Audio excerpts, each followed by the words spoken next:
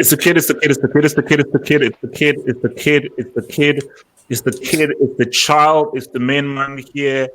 Double to that big H man. Double to that big H man. We're here, we're here, we're here. And we've got stuff to talk about. We've got stuff to talk about. So just to tell you before we start off the show, I thought Erling Haaland was the next big thing. You told me that Erling Haaland was the Norwegian Messi. That's what I got told. I don't know. Like that's what I got told. I thought this guy was a Norwegian Messi, but yet again, HH was proven right once again. But it is cool. I don't need any praise. So just to come, what's coming up on the show? So Feb 18, it's all popped off on Feb 18, and as we announced, as we approach towards the beginning and the start of the CL, we're going to be doing the previews of the CL. So what we're going to do is we're going to do 4 games for this show. Four games with the crew today, 4 games with the crew tomorrow. Then the next weekend, the next 4 games on the Saturday and on the Sunday. So that's going to form like the last belt of the show. But we've got a few things to talk about before we really get there. So I just thought that the best place to start is we always want to be up to date. We always want to be up to date here. And I think it's really up that we start with this. What the flying F is the matter with Dortmund? Why do I hear an iron or a dryer in the background? Guys, if you have some rustling, please mute your mic. I'm begging you. Thank you. Yes, IH, this is the kid. In fact, this is the kid. So Dortmund haven't changed. We thought they changed because basically I was actually in the office today. Yes. I work weekends. So as I was in the office, I was seeing Emre Can was trending. I was like, wait, why the hell is Emre Can trending? I was like, I'm not clicking on this or anything whatsoever. Then I saw that, oh my gosh, this guy flipping scored a crazy, amazing goal. So Pep was like, wow, oh geez, Dortmund, maybe Dortmund right with whole Emre Can. They've got Emre Can now, they've got Erling Haaland now, and I put out a tweet saying, oh my gosh, Dortmund are back. Dortmund are gonna be crazy, man. Haaland and Emre Can, PSG, watch out, man. PSG, man, watch out, man. These guys are gonna circumstance and destroy Leverkusen, man, and these guys just sharpening their blades to really knock us PSG. Then I get back to the crib, turn it on. Assuming I'll see 3-1 Dortmund, the 2-0 Dortmund, something like that. 4-3 Leverkusen. And you're seeing Lucien Favre, who I think is losing his hair. I think the guy is losing his hair. I think he wears a hairpiece. That's what I'm thinking. I just see him sitting down and just being completely and totally clueless. So let me come first to Mr. Erhan here. Who do you blame for Dortmund being a bunch of losers?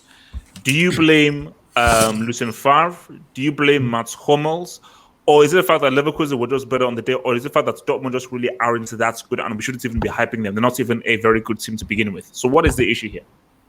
I mean, for me, Dortmund is literally inconsistency FC. And that has been the case since Klopp left, so since 2015. These guys, no matter what happens, they always find a way to, pick up a bit of good form, convince everyone, okay, we're back on it, we're going to, challenge for the title, everything's going well, we're going to get far in the Champions League. And then their defence just once again lets them down, as usual. They concede, stupid goals out of nothing. They score, but it's not enough. So you're saying it's more the defence than Lucien Favre's tactics and decisions? Well, yeah, at the end of the day, who's setting up the defence, right? It's Favre. But then you can't necessarily just blame Favre for the setup because obviously the players that are in the team, if that's all he's got, then you can't necessarily blame him. Then it's about recruitment in that case. Obviously, these guys have got a brick defender in Akanji, who I don't think this guy has ever stopped a goal in his life. It's terrible. And Hummels is 38, something like that. He's dying, man. Ever since 2014 World Cup, this guy's been irrelevant. But yeah, it's just the defensive organisation combined with the fact that the managers that Dortmund tend to pick don't really suit well with their philosophy, in the sense that modelling off the Klopp style of playing, the gig and pressing. Favre hasn't been able to replicate that, in my opinion. He hasn't been able to create that sort of intensity in the attack. They score goals because of the quality of their players, but it's not the same efficient system. Running all across the pitch from start to finish in terms of transitions. The way they dominate the midfield like they used to under the Klopp era with all their midfield guys back then. So yeah, I'll say it's a combination of errors. And yeah, I don't understand why everyone's hyping up Emre Can, because literally this guy has one good game in 10 and then he just disappears for the rest of the season, just like Liverpool, who's an absolute liability. So yeah, it's a combination of mistakes. But yeah, I'll say Favre and the squad that they have, it's not a good fit in my opinion. Okay. Let me move, because I think your boy is here right now. So, Julian, I'm going to come to you very soon. Julian, I'm going to come to you very soon, but let me just deal with this super chat right now. So, Abdelling Skills, thank you for the super chats. HH, Cristiano Ronaldo scored again. Ballon d'Or loading. Abdelling Skills, thank you so much for giving me that beautiful information. What league does he play in? What team does he play for? My God. What's the no? I'm just being real. What team does he play for? What league? I believe he's playing for a team who are on their 9th consecutive Serie A crown. And who is he doing it against? Has anybody heard of Hellas Verona? I haven't heard of these Joseph. I didn't even know they existed. I thought Hellas Verona is a boss that you fight in a fighting game. So, Athletic Skills, thank you very much for the information, but I couldn't give it down. That is irrelevant information, but thanks anyway. Julian, we need to talk. Where do I even start with this? Julian, we need to talk. Where do I even start? Okay, Julian, I'm going to give you a very simple question here. Very simple question here, Julian. I only want one name. I only want an answer. I only want an answer of one. Who is to blame? Is it Favre? Is it Matt Hummels? Is it the entire team? Is it just the fact that Dortmund just are not really as good as people think they are? If you're going to pinpoint who is to blame for Dortmund getting caught in this wild, wild west back and forth matches and being on the opposite end of this wild, wild matches, is one thing to be in exciting matches. It's one thing. But it's another thing to be in exciting matches and constantly lose. So who do you put the blame with? I put the blame on the defenders and Favre, and I'll explain why. Favre's team selection has been utterly disgraceful. Let's not get it twisted. The two performances at home before the Leverkusen game papered over any cracks. Our away form has been awful this season. It doesn't matter if we score goals and play entertaining football. It's not acceptable to be conceding 4 goals to Leverkusen. Not acceptable. Favre at the end of the season has to go. I don't know why our board is backing this fraud. And then our defense. I don't rate any of our defenders, but at the same time, it's also his fault for putting out such a defense in the beginning. So it's a mix of both, but more to Favre. Have hope. He's a top 4 merchant. Absolutely, he is a top 4 merchant, and he will never elevate this club to where it should be. So, but what do you think his issues is? His issue that he's a slave to a particular philosophy? Is his issue that whenever he tries to change things and be tactical, he just doesn't have the skill level or the technical level to know what subs to make, what adjustments to make? What is his managerial weakness that really causes Dortmund these issues? He is extremely stubborn manager. If we have a good plan A and it works out for a couple of matches, he will not prepare a plan B. He will stick with this one plan until we get found out, and then it will take us a lengthy amount of time to find another tactic that could adjust and improve us again. But the problem with this is he'll use that as another plan A, which eventually will be found out again. And on the pitch, not good. Off the pitch, even worse. He's such a passive manager. He doesn't look like he has no emotion. He's such an emotionless person, and he's not the type of guy that will shout at players when they're performing way below standard, and simply not my type of manager. And it's also weird why our board backs him, because our greatest manager of all time is known to be a character. He puts his arm around players' necks and is a very good man manager. Favre is not a good man manager. He's actually terrible at it, and this is proven to be true when you saw those Sancho drama rumors, which was in essence true. So Favre is just not the guy to lead this team forward, and we're in a situation where we kind of need to change managers for sure, and we need whole scale changes in defense. But the problem is, I have absolutely no idea what defender can improve this team. I mean, before I move over to other guys, if let's say you were in charge and you were calling the shots, would you sack Favre and bring in a new coach before the PSG game?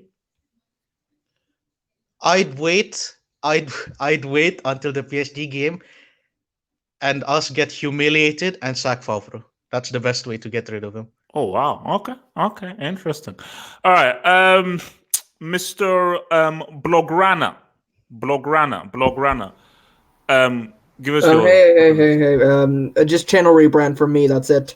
The hell? I haven't watched much from Bundesliga.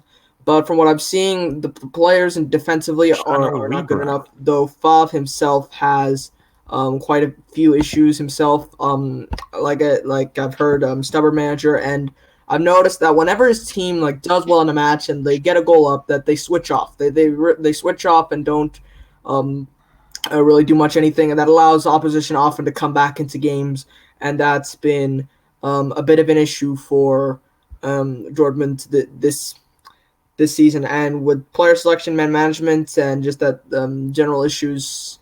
Both tactically and again that switching off, which I think plays a bit of a crucial role. I think that it's defense being bad and then manager being bad, in my opinion. That's what's the matter with Dortmund. Okay. Stodge XP. Dortmund, who is to blame for this debacle? Stodge XP. Going once, going twice. Okay, right here. Red Devil Studio. Who's to blame for this debacle? Who is to blame for this debacle? Well, first of all, shout out to Verona for beating Juve 2-1. I'll just put that out there. In terms of Dortmund, it's got to be the it's got to be what? It's they got lost. Juve lost 2-1 to Verona. Yeah. Oh my god. Okay, sorry, Karen. Ronaldo couldn't save them, unfortunately. So, but yeah, they did lose. Well, at least Cristiano got his goals. I'm sure he's happy. Yeah, it's just for all the Cristiano Ronaldo haters out there. But hey, Cristiano, my guy, love my guy. Cristiano, I love you, man. What's up, baby? Red Devil, go. Yeah, it's got to be the coach. So this is becoming a worrying trend where. Why does he still have a job? Why does the Class B brick still have a job? Why isn't he sacked? Are Dortmund too pussy to sack this dude? Why does he have a job when this guy hasn't changed in 2 years? And that's what I want to know. It comes down to what they expect. What do the board of Dortmund expect? Well, one, who's available, who can come in, and two, what do the hierarchy of Dortmund actually expect? Right now, despite the fact that Dortmund are bricking it in defense, they are still in the Champions League. They are technically still in the title race, and they have obviously good players. And to obviously make a managerial transition during this time of the season to get someone good in is probably not the best thing. So I anticipate that Dortmund may make a managerial decision, but it won't be until the summer before they make that change. There'll be too much disruption. But I just don't. The other thing I guess you could say is that I don't know whether it was Hummels playing this game. I don't know whether he was watching this game. I believe it. Well, I saw people saying Hummels should be. No, yeah, he was playing the game. He was playing the game. He was. Hummels has been Hummels is irrelevant. trash. He's been irrelevant for. Wait, if PSG don't sacrifice this way, sorry, Red Devil, I'll come at you. Yeah. Neymar, you piece of crap. If you don't drop 3 Gs, I don't want to see your stinking pink-headed face ever again. Feb 18, if you don't drop 3 Gs and 2 As, you're a piece of crap loser. Sorry, Red Devil, carry on. Very sorry about that. I apologize. Sorry. Apologies. The thing is, it's the sister's birthday's coming up, isn't it? Red Devil. Easy. Well, we'll talk about the Champions League towards the end. Please focus on this whole Dortmund thing. Don't get me riled up. I'm begging you, please. Thank you. Okay. I don't know. I just think Hummels has not been relevant for the last 3 years or so. Like, they really need to get in a good centre back in that defense. They didn't get a good centre back injury. I think while Haaland obviously has contributed from the goal front and Sancho in form, there's never been a doubt in my mind that Dortmund are good going forward. So, but defensively, they've always had that problem. That's what's going to cost them the season, and it's frustrating because I feel like if they signed a quality centre back in the summer, they could have potentially pushed Bayern Munich off their perk. They can't defend. And they haven't been able to defend all season. So, yeah, it comes to the manager, possibly due to poor recruitment. No, most likely poor recruitment because you brought BTEC Hummels back into that centre back line. So yeah. That's all I gotta say. Okay. Mr. Rodney, welcome to the Hangout. So, who is to blame? Why are Dortmund like this? How can they get back to the glory days of Klopp? Yo, can you guys hear me? Yeah, we can hear you. Yeah, talk, man. We can hear you. Talk, man. Talk. All right, cool. Well, for that specific game, I can't lie. I got to look at Favre because I don't know what he was doing keeping Chan on the pitch. Clearly looked like he had to come off, but for whatever reason he kept him in there. I think that you gotta look at the team as well. Like, that kind of collapse is a bit ridiculous. Like 10 minutes to go and you're doing that, and then you've got PSG to come. It's looking a bit sticky, but I think given how their season's gone, you've got to question the board. But then I think at this point in the season, can they really do anything about Favre? So I gotta say, he has to take, as the manager and as the runner of the whole show. He has to take a lot of the blame. It's easy. What is his still have a job? What if he's so crap? What does he still have a job? Answer me that question. Riddle me that. What does he still have a job? I mean, because they're still in the title race. So realistically, you can't sack a manager whilst you're still in the title race when you're Dortmund, can you? Yes, you can. If it's that bad, you can still sack it. So, last question before you move: if you were in charge of Dortmund, what do you do? Do you still keep him on, or do you sack him before the PSG game? I mean, if you sack him before the PSG game, who are you going to get? Rodney, any guy from the streets, any guy you see on the road, who put him in there? I don't know. I think it would be a big move to do that. Given also signing new players in the window to then change the manager that they're working with, I think is a bit of a tricky situation. I'll probably just keep him till the end of the season and then think logically about what you're going to do planning wise for next year and the next few years with the talent that they have. Okay. All right, guys. Let's keep it real brief. So whoa! I haven't spoken yet. No. I said no.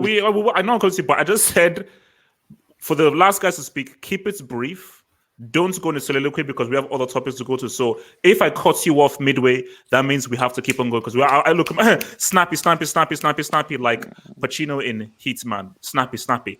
All right, Red number. Wait, are you stating Red's name? Why is the name Red with a 2? Who's that? That's not Red. me. Why is your name Red? There's another Red. So why is your name Red too? Are you related to Red? The second best analyzer. Are you related to Red? My friend, are you related to Red? No, I'm not. Can you hear me? Then why is the name called Red? Yes, we can bloody hear you. I said, are you related to Red? Man, what the hell? Yeah, I didn't watch the game, obviously, but I don't want to say anything about Dortmund. I'm an EPL merchant, so that's it. Okay, thank you. Hey, guys, just look, just relax, just please. Okay, Natsa, Dortmund. Who would you blame for this whole Dortmund thing? Please tell me. Just one thing, yeah. Let's keep it clear. Sancho was robbed off of a very great goal. Okay. A guy that fouled him. third best young player behind the prodigy and the Oos. Oh, Carry on. Yeah, Drew Sancho's. Can you shut up, please? Thank you. Anyway, Now, carry on. Anyway, can we stop acting like Dortmund have been winning trophies every year? Dortmund have been on this level for quite a while. Okay, let's be honest. Okay, they have really good players. They're very young. They develop players and then they sell them off to great players, great clubs. But saying that, there's no excuses to lose after scoring that many goals ahead and then keep conceding goals. There's no excuses. So that manager needs to, head out, get another manager in that can actually sort the defense out, because our defense looks shocking at the moment. Okay. All right. So just to round us off, Mr. CEO of CL, who is to blame? Keep it brief. Roll. Who's to blame for this whole thing? I mean, how can it be rectified? I came into this game with 3 different opinions. I left with the same 3 different opinions. First of all, Kai Havertz should never ever be mentioned in the same breath as Liverpool. Second of all, I told you Haaland is just a low league merchant. He does nothing in these kind of games. He was absolute. Haaland is a brick. Haaland is an absolute brick, and I would never ever ever want to see Favre in the job ever again. I mean, you look at Favre, and he was 3-2 up with around 20 minutes to go. The other opposing manager, he's 3-2 down. He makes defensive substitutions at 4-3 up, and when it's Lucien Favre, he's 3-2 up. He's still attacking. I'm looking at Dortmund's play. I think it was around the 30-something minute. They had a corner. I'm seeing midfielders of Dortmund in defensive positions. Their defenders, when you compare it, it's an exact same version of Liverpool 3-4 years ago. It's where they just attack. The defense is just left aside. Their last 5-6 games, it's been 5-0, 5-3. So who's to blame? Who's to blame? How can it be rectified? Completely. And how can it be rectified? How can it be rectified? How can it be rectified? No one. How? I struggle to see anyone that wants to go to that kind of shit show of a manager job. I don't think anyone wants to go to that Dortmund job. Okay. All right. Let's roll through. So let's just mix and match everyone, so we can just bring in some other guys into the mix. All right. Let's freshen things up. So our next topic right now, before we get into some CL stuff, the big news of the week was Messi versus Abidal. So of course, let me just refresh people. Abidal, I don't know why guys keep doing these interviews, and they always do these interviews with French magazines. Anytime that any stuff is done, like I slept with your wife, I slept with your wife's wife, I slept with a transvestite. It's always with a French magazine in secret. I don't know why it is. So Abidal was speaking to a French magazine, and homeboy said, "Look, man, these guys acted like a bunch of pussies to Uncle Ernie, and they didn't try hard enough, and they were actually really weak. They didn't put in a lot of hard work." Messi, uncharacteristically of him, went on to why didn't he do it on an Instagram? Why an Instagram story? Instagram story, which can actually disappear in 24 hours. He says, "Yo, look, if you're gonna say anything against my teammates, say names. If you're gonna mention any names, then screw you." So my thing is this: there are many ways to cover this. So I'm gonna answer a two-part question. The first part of the question is, who was Abidal right to... No, let me switch it. Do you believe that the players quit on Valverde, or Valverde should take the blame? That the players tried hard enough and it was all Valverde's fault, or did the players actually quit on him? And the second one is, do you see this being the beginning of Messi maybe leaving Barcelona? Erhan, kick us off. Yeah, man. I thought it was a poor move by Abidal, to be honest. Like, if you're gonna take out the trash, like, don't let everyone see it. You know what I mean? Like, voicing like the. But is it true? But if so, he said if let's say it's true, he should have still done it in private, not to the magazine. Is that what we're saying? Yeah, no, I'm not gonna lie. To be honest, I do think it's true, because it's become even more evident now that Valverde has left. All of a sudden, the players are starting to play, well again. Like, I don't understand where this sudden overturn of form has come from. It was clearly the fact that, a bunch of the, influential players at Barca were like, okay, we don't want this guy anymore, man. Like, he's not taking us any further. So we just want to, like, bring our performance level down slightly so we can get him sacked. So that's what I think actually happened. But at the same time, from Abidal's perspective, I don't understand why you're going to say something as controversial as that in public, because first of all, it puts your job at the club under scrutiny, because I'm pretty sure like in your contract it says you can't be like divulging like things related to like internal issues at the club like that. And secondly as well, I don't see what he's trying to achieve from it. So like, what does he think that by saying, these guys bottled it under Valverde, that they're gonna be like, okay, yeah, you're right, you're right, we did. It's not gonna help the situation. Like, it's only gonna cause more disruption in the club, and we already know that Barcelona is having enough issues as it is. So I don't think it was a good move by Abidal, even though I do think he was right. You have to be more smart with these kind of things. We saw with Chelsea a few years back, the problem they had with the doctor. Oh yeah. And Jose Mourinho, like Mourinho's biggest mistake at Chelsea was, making that issue public when on the pitch when he was shouting at her, just making his feelings clear towards her, because then that led to essentially a coup against him, where the players were like, okay, we don't want you anymore, man. Like, just get out of here, and they're down tools. So yeah, I can only see it as a detrimental thing for the club and the people involved. And Messi's reaction, I mean, what do you expect? He's the captain. You have to back your players no matter what. These are the guys you spent how many years with, won how many trophies with. So yeah, it's a bit nonsensical in my opinion. But yeah, Abidal was right, to be fair. Okay. Blograna Studio, Mr. Rebrand. Actually, you know what? I'm still gonna call you Terra, man. Screw that. It's fine, yeah. Just call it Relax. Just chill. Terra, okay? Terra. That's what I'm gonna call you. So Terra. Cool, man. Cool. Wait, easy. Isn't that? I think I know a porn star called Terra Patrick. So I think that's a girl's name. Fine, but who cares? So Terra, I think here. First of all, since you're the boss fan and everything, break this down for me. But don't spend 10 minutes. Just try and make it like a 2-3 minutes breakdown. Was Abidal? Do you believe that there is truth in what Abidal is saying? Forget about whether it was right or wrong, whether he went. Is there truth in what he said? That's the first thing. Second thing, in you being objective, put your fanship out of it. And objectively speaking, could this be the beginning of Messi trying to say or leave Barcelona? Bro. Everyone, I swear, British media is blue balling everyone into thinking Messi's suddenly gonna sign for your club on a free, bro. It's honestly criminal, the blue balling these people are doing, bro. Honestly, it's criminal, bro. It's criminal. If he was gonna leave because of the board elections are in 2021, summer 2021. It's not that long from now. Come on. This guy's life's in Barcelona. This guy's family's kids are in Barcelona. Like, he's not gonna leave. Let's be real. So yeah, British media is just blue balling everyone. Media is just blue balling everyone, thinking Messi will sign for your club for free. That's not happening.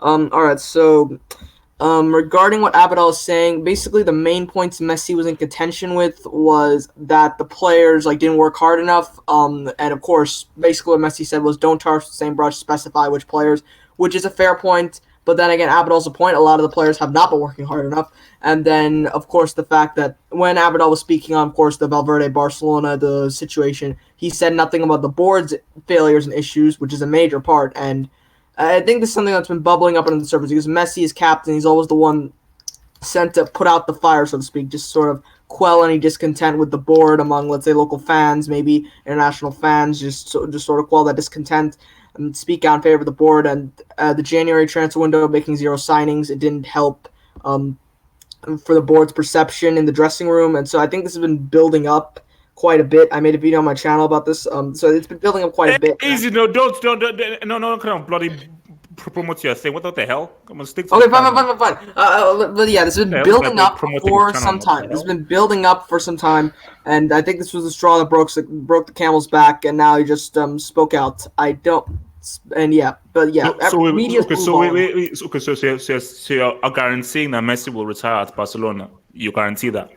I guarantee it. The amount of people who think he'll be leaving on a free for Man City is hilarious, bro. Well, if you guys don't buy any star players and you keep breaking it up in games, He's coming. Bro, I'm not too sure about that. Bro, calm down. Okay, all right. Red Devil Studio.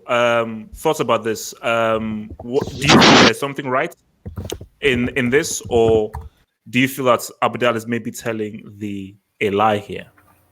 I mean, I've been scouting as you guys are speaking. I've been trying to find the original interview. It's been very difficult to find because I know a lot of these things these things always come to context. So like, what was the original, for example, question to Abidal in this sort of situation as to why? Because depending on what was said to him, I may or may not agree with how Abidal basically handled things. But I can't find the original like interview, so I don't know. But I'm just saying a lot of these things, context important. So that's the first point.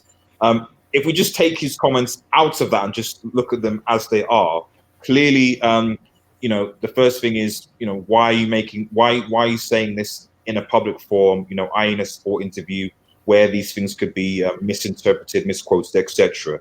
And for that, given the fact he's a sporting director, I think that is wrong. I think maybe he still thinks that Abidal still thinks the player. I don't know, but from that point of view, if there are any internal issues, just like any person who has a job, you deal with it internally rather than making it external. So from that point of view, I think that is wrong.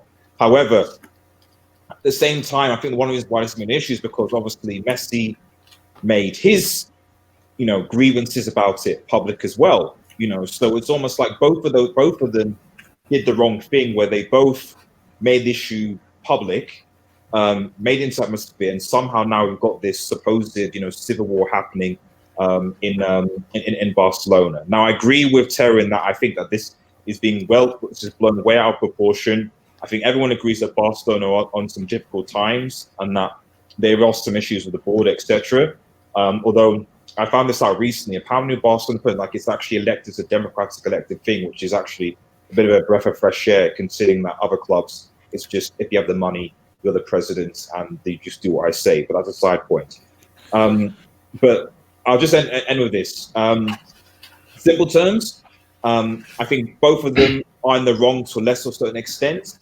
I do think that the Barcelona side do need to take responsibility for how they played under Valverde. And I think with I've always say this for the entity, even if they don't like the manager, at the end of the day, you've got to be a professional. You're paid ultimately hundreds of thousands, if not millions of pounds, to kick a football for 90 minutes.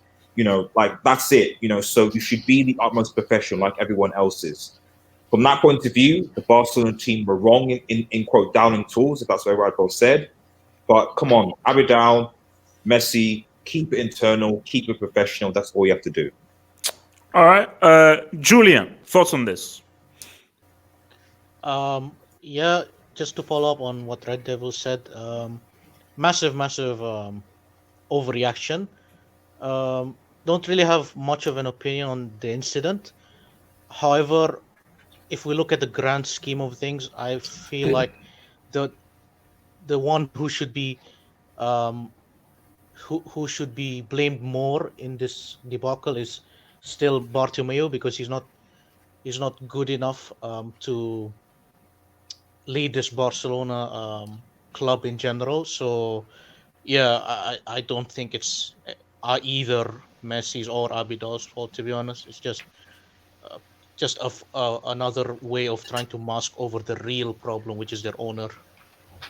Well, and do you see Messi maybe somehow leaving Barcelona because of the sort of way things have been happening, or you think he will still stick it out through thick and thin and retire at Barca?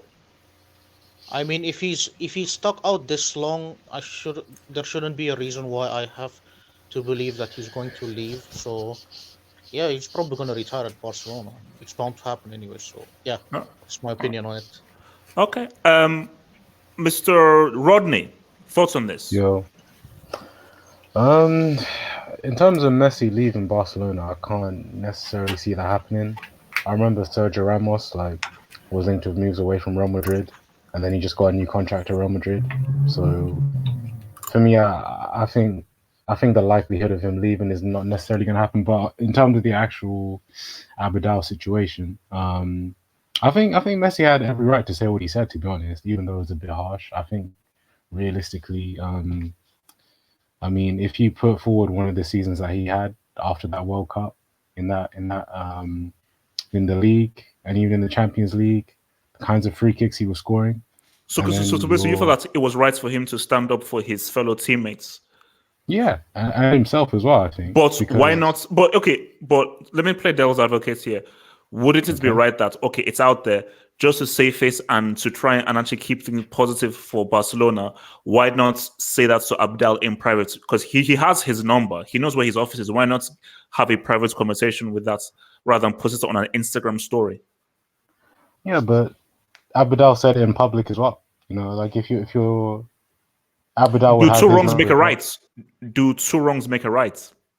Not necessarily, but that's not always how it goes. I think, and I Okay. think in I think what he said in terms of Abidal has to name the players. I think that's fair enough, considering I think that there were a lot of those players who I feel like performed exceptionally well last year. But then there were others that may not have, which is why you had like the game against Liverpool that went that wrong.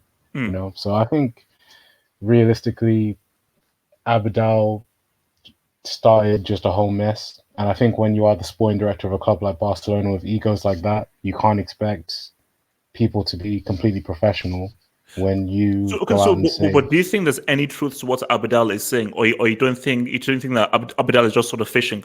But because remember, his point was he's been a player before, and his experience as a player, he's like he can tell when players are not giving 100%. Or do you think that he's just assuming that his assumption is wrong?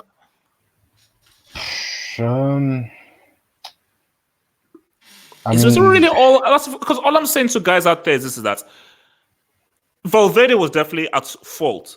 He wasn't at fault for everything. And I think it's different for everything because Valverde was such a devil. Didn't these losers lose to Athletic Bilbao, Copa del Rey? Did these guys lose to Valencia? So what has changed? Yeah, it's true.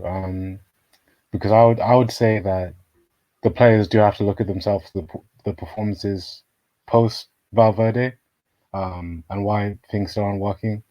But then at the same time, I would argue in the case of, I think I would just still argue in the case of Abidal, there's no need to begin to say things like that. And I think it just speaks to wider problems with Barcelona, because I think the season before, wasn't there talks about Messi looking at potentially moving on and stuff like that? Okay, but just give me a straight answer. Does Messi retire at Barcelona or does he leave Barcelona? Does he retire at Barcelona or he leaves Barcelona? I think he retires there, unless it's to go back to Argentina. But I think he retires there. Okay, all right, marvelous. Thoughts on this? Was Abidal right? Will Messi retire at Barcelona? Marvelous. Okay, Mr. Marvelous is not there. All right, let's ride. Bro. Oh, sorry, Natsa, hit us. Go for it. Yeah, I just want to say, as much as I would love to see a Messi, KDB at the Fortress, at the head-to-head, that ain't happening. Yo, HH, you had me muted. Wait, Natsa, before you land. If that happens, Pep Guardiola is a punk. Can I say that? Can I say that Pep is a punk if he buys Messi? Am I allowed to say that? Messi would choose where he wants to go. Pep can't do anything about it. So, if Messi wants to come to City, what can Pep say? He can't say anything. He has to take. Pep is in charge of buying and selling players. So you're saying that if Pep he can't reject goes out and green lights a thingy for Messi, bro, that's a cheat code. Jesus Christ. It's a cheat code. No, okay, fair enough. Karen. Okay, anyway, about the Messi and Abidal thing, I think Abidal should have shut his mouth because this will play a lot in the pitch on the player's head. If you keep saying those kind of stuff like Valverde, the players didn't work hard enough for Valverde. Those kind of things should be like private in a meeting, not public, especially in a newspaper from France. But Messi leaving, I don't see that happening, especially because he's so loyal to Barcelona. Why would he leave? You have everything down there, especially when he already messed up Premier League teams. When people try to make the argument with Cristiano, I can pick up a stat down here saying Messi has scored 26 goals against Premier League teams and top 6 Premier League teams, and Ronaldo has scored 28, and one of them hasn't stepped foot in the Premier League. I'm just saying. Anyway, Messi should stay at Barcelona, and that should be it. Okay. Well, guys, it's time. It is time. Feb 18 is nearly upon us, guys. Feb 18 is nearly upon us. Remember, if you haven't already, the Dortmund profile is up on the channel. So if you haven't watched it after this live show, you can watch the Dortmund profile on the channel. And tomorrow will be the profile on PSG. And I believe Monday will be Bayern Munich. And remember, if you're a Football Hot member, you get these early. You get these before everyone else. If you're a Football Hot member, you just check the mother effing community damn page. So let's start right now. Lyon versus Juventus. So I'm going with the 25th games first, because I think that when we now go next weekend, it will work out in time if we now do the 18th of February games, because it will be much closer to the dates next weekend. So I'm doing the 25th of February games. Lyon against Juventus. Juve lost today against some team called Hell. All right. Again, I didn't know that Satan was putting out for football teams. So I think, look, you learn something new every day. You learn something. I think Satan, maybe that's how he's trying to get back into heaven or something, by putting out a football team that can be Juventus. So shout out to Lucifer, my what up, baby. So Lyon against Juventus. Now, Juve should win this game. Juve are clear favorites. But I'm hearing that Sarri may not even see this game. I hear that Sarri may even get sacked before this game even happens. And the beauty about this right now is that, and this was the beauty of why I'm so excited for the Champions League. A month or 2 months, basically, once this draw was made, Juve would have been fully happy. Yeah, what's up, Lee? What the heck? Now, with this whole thing of them, they're losing to Napoli, losing out to Lucifer's football team. Could Lyon possibly somehow, subway, knock out Juventus? So I'm going to roll first with Red Devil Studio. Lyon Juventus, what are you looking at here, man? I still think Juventus will have enough. Lyon are not doing that great in League and we're assuming here that Serie A is more competitive and there's more talent in Serie A compared to League One. Wait. Show some respect to the Uber Eats, man. Show some respect to Uber Eats. Well, I mean, they're eighth in League One. So their form is not been good at all. It's actually dipped, to be honest. So once it's gone on, as much as yes, obviously, shouts out to Ronald for beating Juve today, and that Sarri's. I just can't see over 2 legs. It take a miracle basically. Unless Lyon are thinking, right, league's over, let's just put our eggs in one basket and try and get a Champions League run. Maybe, but even then, I just don't think they have the quality. I know Dubai is still there, I know Dembele is still there, but even they haven't. No. Depay is injured for the season. Well, he's injured till May. Okay, it's Juve's. Juventus have got this. I think at the very least over 2 legs. I don't think Lyon can do much, to be honest. Okay, Erhan, Lyon Juventus, can Lyon cause an upset? Simple answer: no. I think this game is going to be a non-event. Lyon might as well not even turn up because it's going to be embarrassing. Like, so even with Juve's struggles, Lyon don't stand a chance. A struggling Juventus is still 1,000 times better than even an on-form Lyon. Lyon haven't been relevant since around 2008. I don't think they've won a trophy since then. They don't really have a pedigree of good Champions League comebacks. Let's be honest. Like, I can't remember the last time they actually balled in Europe. And also added to that, Memphis Depay is injured. He's their best player. He's their centre forward. He's the one who creates and scores. Without him, Moussa Dembele, the striker, the main man, he's going to be lost. I don't know what he's going to do. He's just going to be looking around, seeing Chiellini, Bonucci, and all them guys, De Ligt as well. Just thinking there's no way I'm getting past these guys. I think Ronaldo's going to turn on CL mode now. You just mentioned De Ligt. Say again. De Ligt. He's going to be scared of De Ligt. But do you not remember how good De Ligt was last year? De Ligt is wait, let him land, man. Let him land.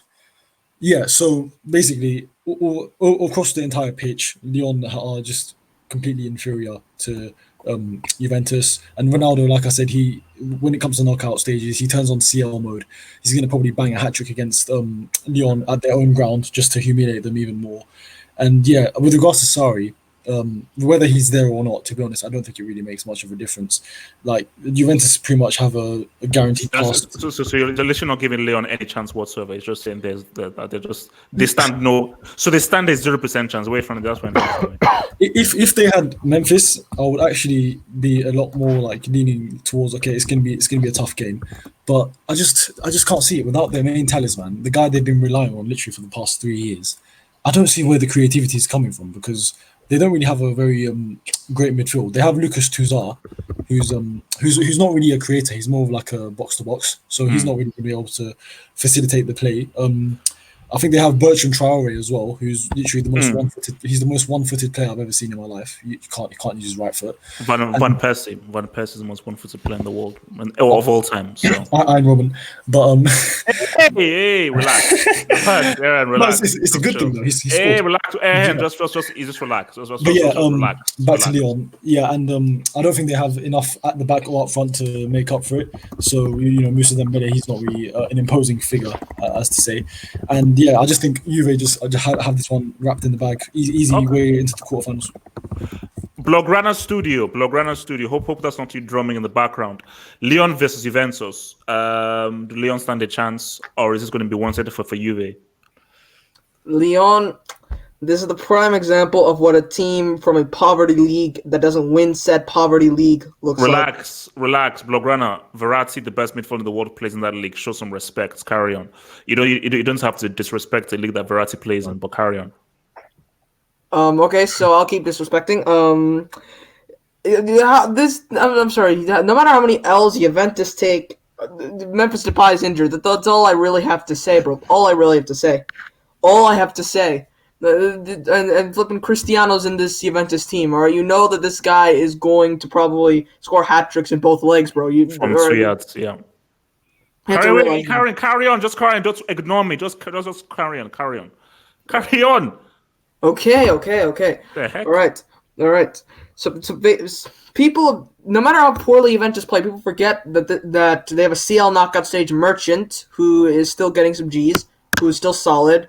Their main striker and talisman is injured, who contributes a lot to the play, is injured. And you consider the pedigree and experience that this Juventus team has. I get that they're not CL winners, but let's be real here. 100 times what Lyon has. It's not even up for contention. If Juventus somehow lose by some divine miracle, or some divine tragedy, or whatever you want to say, then Juventus need to be given PhD in Brick Academy. Also, some other people want to talk, so give them a chance. Okay. Rodney, Lyon Juventus. Bro, it's pretty obvious what's going to happen here. I mean, Lyon have some quite exciting young players like Cherki, Usemawa, but other than that, I can't see what they're going to be bringing to the table in a tie like this. So I've got to go with Juve. Even though they're struggling in the league, I've got to go with Juve. So you don't think so? Lyon doesn't stand a chance. Away from it, tell me. I mean, so they have always no a hope. chance. So they have no hope. Is what you're trying to tell me? They've got a 20% chance, but that might even be too high. Bro, man, I ain't want it. I ain't watching the guys with 20% chance, man. Look, man, I've got better things to do. Julian, Lyon, do they have a better than the 20% chance to beat Juventus, or should they invoke the forfeit rule? No. This is a one-sided tie. God in heaven. Lyon, to get a good chance of winning this tie, they have to score at least 2 goals at home and keep a clean sheet, which isn't happening because this is a matchup CR7 enjoys playing against, and he'll he's most likely going to turn up in this tie. Well, to be fair, Lyon, maybe if you want to give them the slight edge, they can battle the midfield out against Juventus, but even then it's probably not enough to beat them because it's a tough ask to beat this Juventus side, even if they are in very, very poor form. And let's not forget, they're currently managed by a guy who got sacked at Marseille last season. So Rudy Garcia, yeah. He became Juventus should go through easily. Okay. Stodge XP, Lyon Juventus. Yeah, firstly, I'd like to say congratulations to Ronaldo breaking more records, 10 goals in a row for Juventus. First time anyone's done goal that. in World Cup knockouts. Carry on. No goal in World Cup knockouts. Carry on. Anyway, as for Lyon, I feel people should give them more respect. I mean, last season, Respect this for Juventus what? team, They're eighth in Uber Eats, but carry on. your favorite player plays there. I know, but that's the wait, relax. Okay. You don't have to use that slander. Okay, Storge, watch your mouth. Just watch your tongue. You're talking about the best midfield in the world. Watch your tongue. Watch your tongue. Listen, I think the French league is underrated. You know, you're the one saying Storge, talk about this damn match, man. I don't care about the Uber Eats. I just care about Verratti. Just focus. Yeah. Anyway, I feel like they've got a slim chance because Juventus last year they were knocked out by Ajax. They're an old team, and they've got a few talents such as Dembele. I like their goalkeeper Lopez, Awar, and don't forget this team has done quite well against Man City in previous years. So they're not just going to walk through them. So they've got like a little bit of a chance, but if Juventus don't bundle it, they should go through. But don't disrespect Lyon. They've got a chance. They're a historic team. Historic? Who gives a damn about them being? Look, man, Natsa, man. Do Lyon have a chance? And don't bring history into this, man, please. But okay, as much as I would want Cristiano to get knocked out, no, Natsa, come on. You're talking about the GOAT. You're talking about one of the greatest players of all time. You're talking about a World Cup flop. Why would you wish such a bad thing on someone like a Cristiano? Have some respect. Just like you, I just can't stand him anyway. Let's not forget that centre back that's called Marcelo at Lyon. That guy is hated by the fans, and he's still playing. If I'm not wrong, he's still playing, and they want him out. Let's not forget they lost Fekir, and then Depay is injured. Ronaldo's gonna love this day. He's gonna love it. He's gonna score a hat trick. I'm telling you, okay. 3 headers, maybe one penalty in there. He's gonna love it. Okay, he's gonna love it, and we're gonna have Cristiano. So useless, man. This guy is back. It's gonna be the same cycle until he's knocked out by Real Madrid. Man.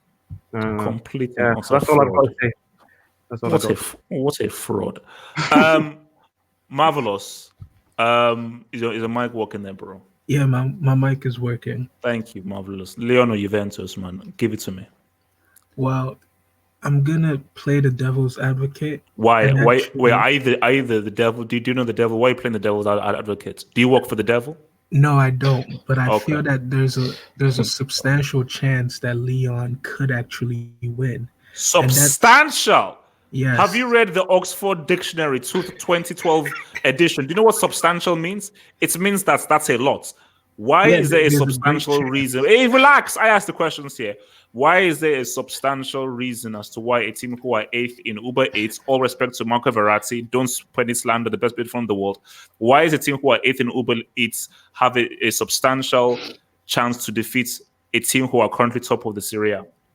Because of the inconsistencies that have played Juventus season. Okay. And I feel like for whatever reason, Juventus are actually surprised by how competitive the Serie A is looking this year. So I think that's giving them a bit of an issue, and that might translate into the Champions League tie. So do you believe Lyon will win? Or do you believe Juve will win? Who are you going for? Do you actually think Lyon will actually spring surprise? I actually think Lyon will win, yes. Jesus. Especially if Juventus don't attempt to play expansive and they try to play sorry ball. Mm-hmm. Because if you recall last season, Chelsea, when we were coached by Sarri, we lost to Watford when they were battling relegation 4-0 or 4-1. We lost to fucking Bournemouth. Easy with the language. Kids watch this. We lost to Bournemouth 5-1, if I recall correctly. And these were teams that were struggling. So I feel that if Juventus attempt to play very sexy instead of just gritting it out and putting the ball in the net and setting Ronaldo up for those tap-ins, Lyon could frustrate them and, put the ball in the net and go through. I do actually think Juventus will lose. Okay, all right. I think that's wild, but fair enough. You know, everyone has a Like BD what? He sounds like BD. Oh well, look. Everyone has a thing. So Napoli against Barcelona now. Gattuso, with all due respect, I think that Gattuso got a bad rap for AC Milan. Milan are just trash. So they shouldn't have even sacked him. Milan are just trash. So the thing here is this: Barcelona should win this game, but Napoli are a force to be reckoned with at their crib. And how good are Barcelona really at the new camp with a guy called Kike Setien? The US, who is officially and statistically the second best young player in the world, might not be fit for Barcelona. And they have to now rely on a testy baby called Ansu Fati. Griezmann is trash. The guy is a fraud, and the guy lied to all of you. He was never the best player at any Euros. Anybody that says that does not know anything about. They're a football analytical brick. They lied to you. Don't listen to that crap.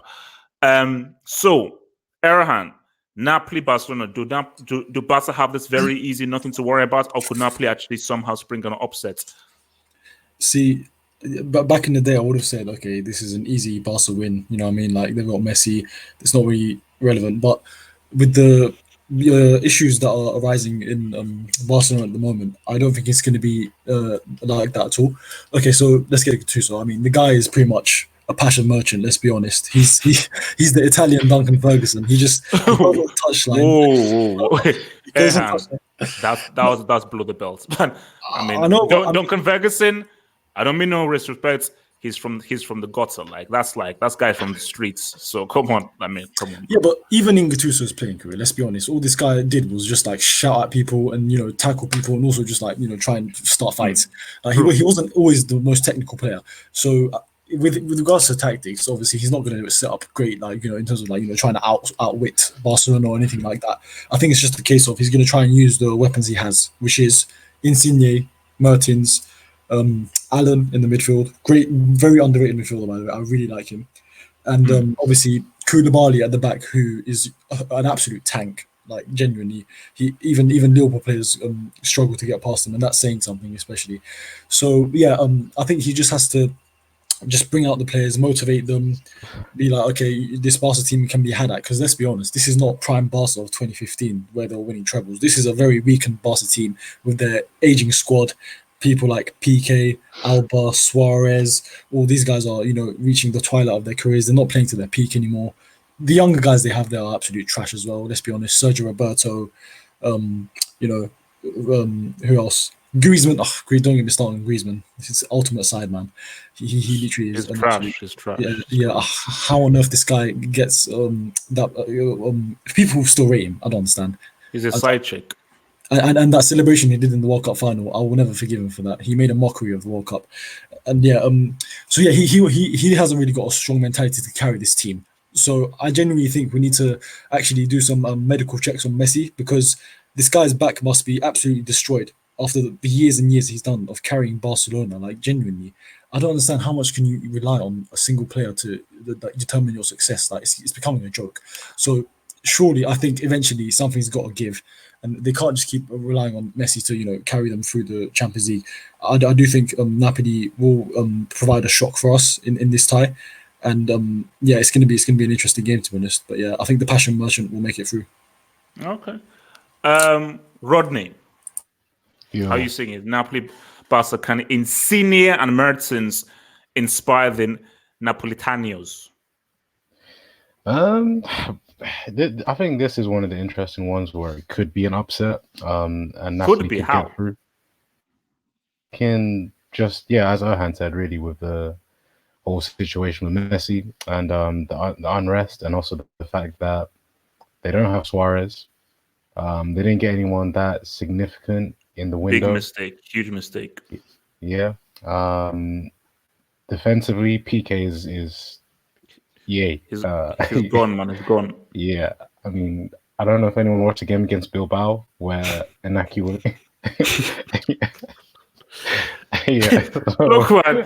Hey, no. Look, all I'm going to say is this: is that I don't judge any woman who choose the men they want to be with, because I believe true love is more than just the features and everything. All I'm saying is this: is that if I ever saw Shakira, I'd be like, there are guys out there who don't get dragged along the grass looking like Daffy Duck or like a Looney Tune thing. I'm not saying that. So, but I'm sure he's a nice guy. He's funny and everything, but that's a bad look. But again, look, man, I can't judge anybody by the people that they choose to screw. But Rodney, carry on, bro.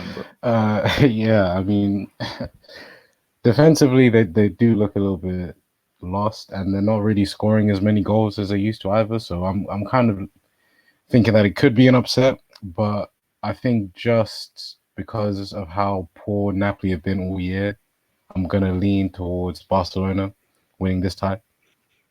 Okay, all right. Julian, how are you viewing this?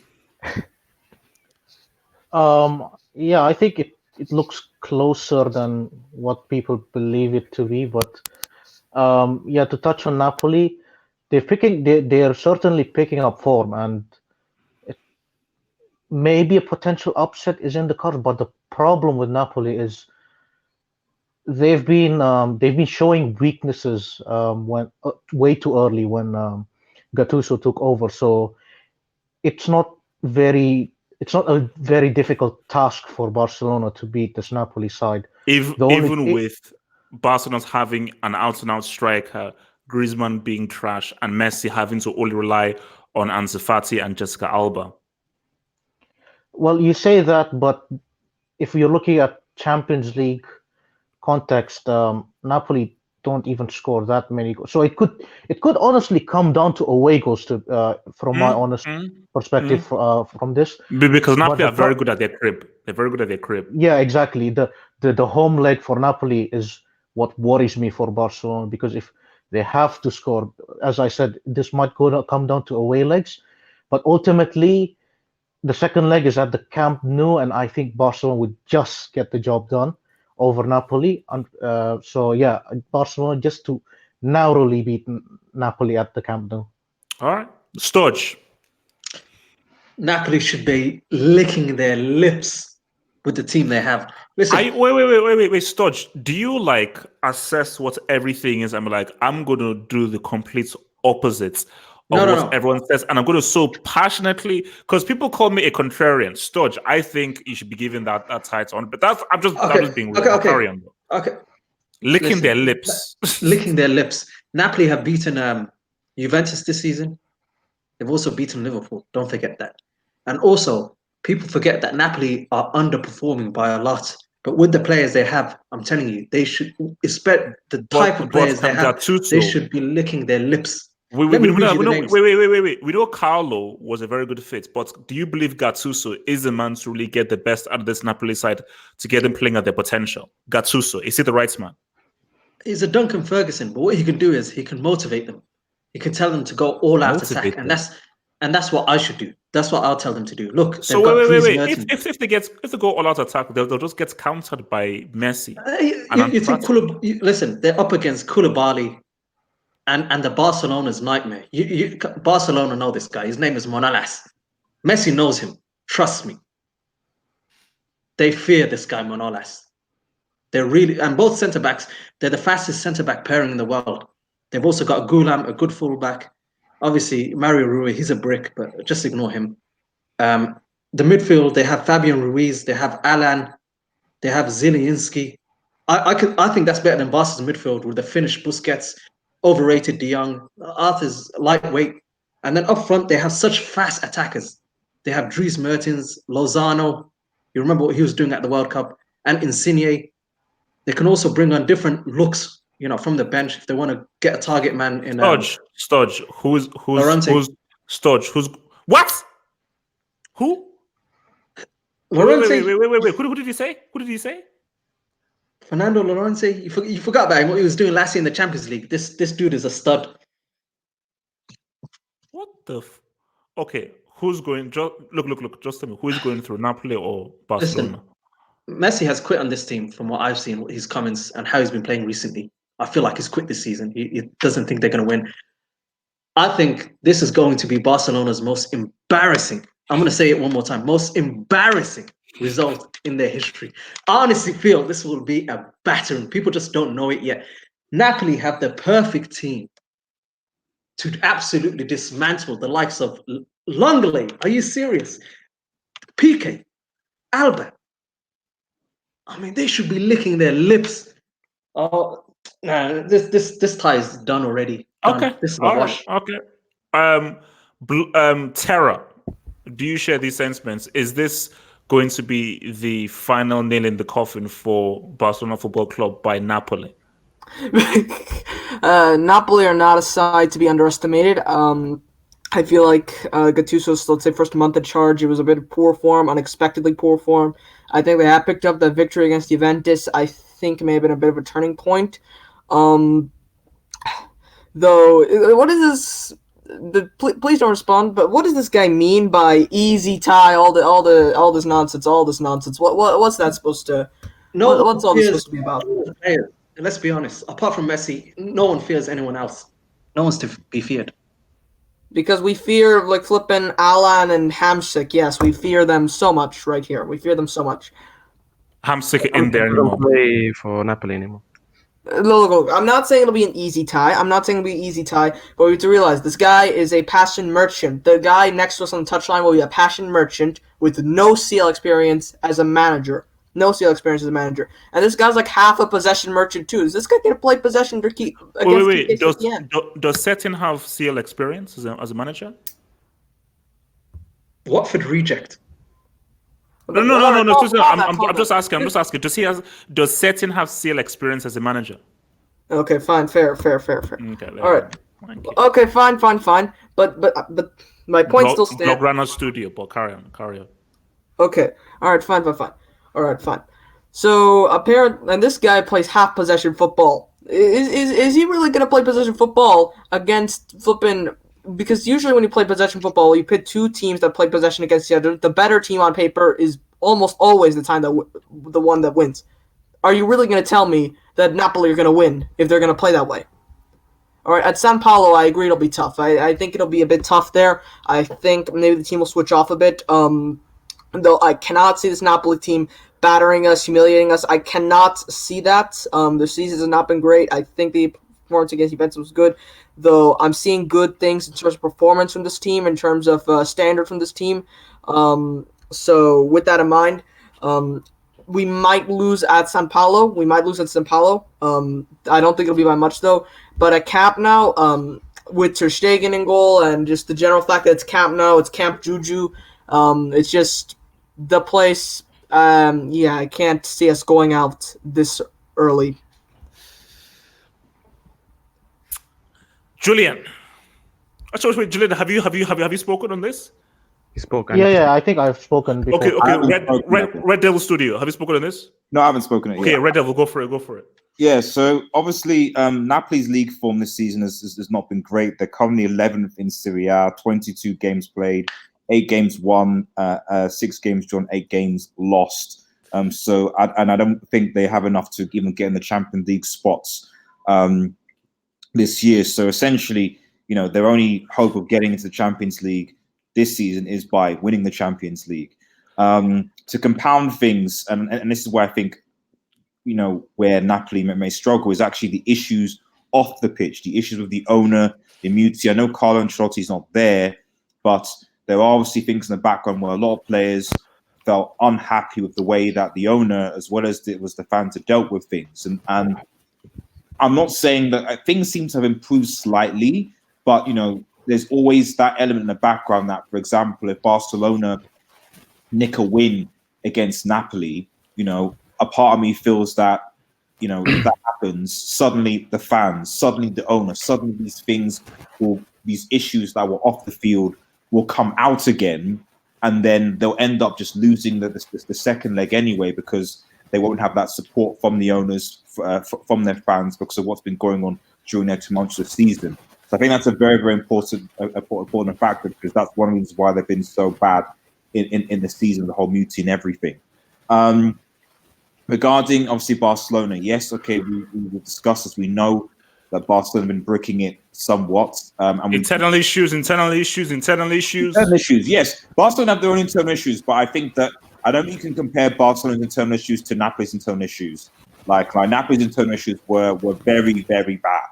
Like to this point that the fans were going and attacking the players' houses, which was wrong. And which is why a lot of players wanted to leave. I don't think that's happening at Barcelona. But regards to Barcelona, yes, we can say that they're defensively, where they're playing and what the issue they have, that they're going to struggle.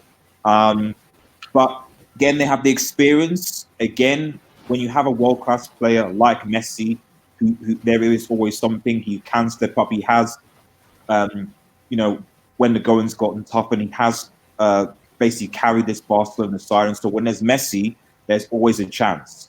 I don't think Barcelona will dominate, Napoli by any stretch of the imagination. As I think like some people just said, I would anticipate that they probably will draw, maybe lose, maybe 1-0. So who's going through? So you're giving me a guarantee that Barca are going through, full-on guarantee. I'm 75% that Barcelona will go through. I think the only concern I have with going through is just with Suarez not being injured, Griezmann not really stepping up. If Messi basically doesn't score the goals, who does? That's basically my own concern. So if Messi's on form, and if the Barcelona team can be tight at the back, then Barcelona will be fine. So, but if Messi gets injured or off day or whatever, then it makes things a bit difficult. But I think Barcelona will just nick this. Okay. Before I come to the others there, and let's just kind of keep it brief so we can try and get to the other ones. Sorry. 2010 Mourinho said, PFA, VVD, in my opinion, KDB, CL Brick, respect the GOAT 2010 baby. I know Mourinho, best trouble of all time. And yes, I think we actually discussed this last Sunday. For me, the front runner for the PFA award is Van Dijk. I think Van Dijk is easily the front runner, so I fully agree with that. Marvelous. Briefly, Napoli or Barcelona? Who goes through? I actually, since this tie, I've been reflecting on this particular fixture, and I feel that Napoli have a good chance of going through. How good of a chance? Percentage. I'd say a good 85%. Whoa! What the heck? What? I think due to their home ground being such a fortress. Wait, bro, do you do math? Do you know what 85% means? That's quite a lot. Yeah, bro. I just got an A in statistics, man. I think they will go through. But due to them having a very good home record, I feel that they'd be able to get a 2-0 at home, especially when you take into consideration the whole hoopla going on behind the scenes at Barcelona and whatnot. Now, this is where it gets kind of tricky because I think they'll win at home 2-0, but I think they'll lose at the Camp Nou. So I feel like their whole strategy would be that of winning, getting the job done at home, and then going to the Camp Nou and doing some form of damage limitation. So if they can get a 2-0 at home and lose 3-1 away from home, then it's 3-3 and they go through on away goals. All right. But I definitely think they go through. All right. Let me speak. Natsa, go for it. Keep it brief. I'm getting brief. I'm looking at Barcelona and I'm looking at PK. I'm asking myself, if you can't handle Iñaki Williams and Aduriz, how the hell can he handle Shakira? Okay, how the hell are Barcelona going to defend against Insigne if they can't defend against those guys? But there is a chance of winning because they always have Messi. Messi can come out with nothing and then score. So that's in the case. But I don't see anyone that can pull the game from the scruff of the neck and then score a goal except for Messi. And Ansu Fati is still a little kid, so you have to be wary with him. Yeah, you have to be wary with him. Anyway, I don't know. I want to keep it brief, but I think Napoli have got a chance. So potential. What's the percentage chance? If you say 85%, I'll smack in the face. Now I'm saying like 60-40 to Barcelona. 60 to Barcelona. Okay, Rodney, round us off. Yo. I think I already spoke on this. Oh, you already spoke on this. Oh, okay. I'm sorry. I think I'm smoking. All right. Here we have it, man. Here we have it. Let's just do a little swapperoonie, man. Let's do a little swapperoonie here. Bring some guys back in the frame. All right, Real Madrid against Man City. Guys, I can't bloody wait for this game. This is why it's about the Champions League. No one cares about the Copa del Rey. No one ever cared about the Copa del Rey. The FA Cup is irrelevant. It's all that crap about, hey, the FA Cup this is 100 years old, the oldest cup competition. Shut the hell up, man. No one cares about the royal family anyway. Just an old lady with a flipping crown. I'm not bound down to an old lady with a crown. Okay, we're all equal up in this piece, man. Get the hell out of here. Shout out to boy Prince Harry and Meghan, who looks pretty damn sexy. So look, here's my thing.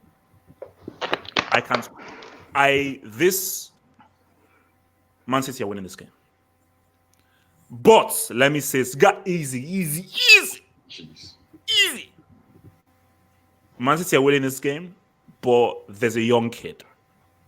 There's a young kid who was born on the streets of Belgium. He was left as an orphan, had to play football barefoot on broken glass, and that was how he was known. He was playing against guys who were like 5, 6, 7 years, and he was becoming a prodigy. This guy was playing 5 years old, an orphan. He was left in the trash, was taken by foster parents, and they were shocked by what this guy did. Zad he is Moses. He's Samson. Overhyped. He's Hamson, he's Goliath. So as much Man City are the favorites, they have the squad, they have the money, they have everything. But guys, sometimes the hero can do improbable things. Sometimes we need to look at a hero. Because guys, the world is waiting for this guy to get back on the pitch. They are waiting for this guy to get back on the pitch. Real Madrid, look, I don't care about Benzema. Benzema is irrelevant. Okay, he's a La Liga merchant. Okay, all those goals he scored in the CL, we need to verify because Wikipedia can't be trusted. The only chance Real Madrid have is if Zad says what's up. Because Zad, we also was Zad in that World Cup semi. Man. Look, but I'm hype. So look, basically, before I come to let me just say this right now. Please. I am begging you. Please. Zad, please be fit. I have been defending you. These haters don't know what you're about, baby.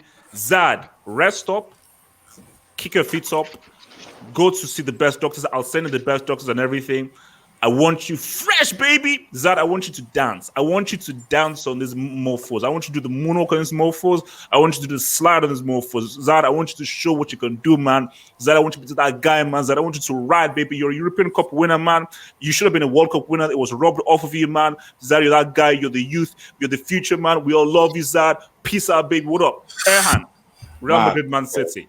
How does this go? I don't want to ruin the flow, but can you come to me last because I need to just leave quickly. So yeah. Okay, no, let's go. All right. By the way, Bergwijn's better than Zad. Okay, all right. Thank you. You're never coming back here. Red Devil Studio, Real Man City. Quick question. Just remind me. When Chelsea got spanked by City at the Etihad, was it 6-0 or something? I don't remember that. I've got short-term memory loss. So I just want if someone could just check in the comments, was Eden Hazard playing in that game? I've got short-term memory loss. Red Devil Studio. This isn't about the past. We're about the future. Please, thank you. I'm just saying that it was 6-0 and he didn't really. Red Devil Studio. We're about the future, not the past. Please, thank you. It's the present. I mean. I think I before on Telltale's channel was discussing it as well, and I said that, to be honest, I know the problem I think a lot of people have is they're like, Liverpool are doing so well that automatically people just think that Man City is just a garbage team. Now, I think it will help the fact that Laporte is coming back, although I know that Raheem Sterling has been is apparently ruled out for weeks. He's not going to be involved, I think. Leo Sané, I think, potentially is around the corner, although you've got Riyad Mahrez who's coming who's coming out. So the point I'm just trying to make here is that, yes, okay, Liverpool have been dominating the Premier League, but that doesn't mean that Manchester City just are crap. I think that over 2 legs, Manchester City will the whole can. I don't think Real Madrid have but are you sleeping on Zidane's tactics and how his substitutions and his decision making? I don't rate Madrid's defense. I don't rate their keeper either. I think Courtois. Correct me if I'm wrong. Maybe somebody in the live chat can do a fact check. I believe their record has been pretty good so far. Their defensive record has been. I think they have one of the best defensive records in La Liga. But carry on. Let me double check. Excluding like the 4 goals they conceded at home to. yeah. We are. We're not including that. Although Ramos was playing, he'll be playing against Man City presumably. So I don't know. I still think that of a City squad that this is the thing with City is that if City turn up, they will beat Real Madrid. This is the key. I don't think anyone can have any discussion with that. If City turn up, the players they have in that squad with your De Bruyne's, the Porter being there, Edison, who's an essential assist merchant. If all the players turn up, right, they just have too much for Real Madrid. The issue here is as we've talked about beforehand, Pep Guardiola is Pep Guardiola's tactics and his stubbornness. Is he going to give Zidane too much credit and say, I'm going to change the way that I play, drop certain players and basically almost hand Real Madrid the points? Or is he going to play his football, play his philosophy, and play strong players and basically go Madrid? If he does that, Man City will be fine. Simple as that. Okay. Before I go over to Julian here, 2 things. Let me first of all thank you for super chat there from Daniel Jones Ortega, Football Hot member, #Feb26. Daniel Jones, I'm already thinking about the food and meal I'll be having. Thank you. And second thing, live chats. The Zad slander I find quite frankly disgusting and vile. Stop it right now. I'm actually being serious. Obviously, I was joking and everything. Respect a tier 1 player. You people should be ashamed of yourselves. You call yourself football fans, live chats, stop it right now. I want the Zad slander to stop. Grow up and act more mature and respectable. Very, very unacceptable. Ajay says, I can confirm Hazard did play in a 6-0. Red Devils Studio, you've already spoken. Julian, Real Madrid, Man City. How are you viewing this? Yeah, this is a very, very close matchup for sure. You say this is going to be an exciting tie. I disagree. I think this is going to be an anticlimactic tie, and could be. Yeah, and I'll tell you exactly why. Both of these teams cannot finish their chances, and you will see a lot of opportunities from both sides, and then the score isn't going to be a high score. It's going to be like 1-0 or a 0-0. So, but there is a key difference. Madrid's defense is way better than City's. Yeah, and yes, I know Laporte will be back, but then again, who is playing alongside him? That's the issue here. So Otamendi, Stones, Fernandinho, yeah. Exactly. That could be an area where Madrid attack specifically to get the goals. And another thing is Madrid's away form has been very, very good. So they have the ability to shut down this City team with how they set up, especially because how stubborn Guardiola is with his tactics. So unless Guardiola adapts, which is wishful thinking, I still believe Madrid should just get through this game. And so you think Madrid will take the win? Yeah, I think Madrid over the course of 2 legs just have enough to beat the City side. It just depends on it just depends if Leroy Sané is going to actually play this game or not. Because if he plays, it could be a different story.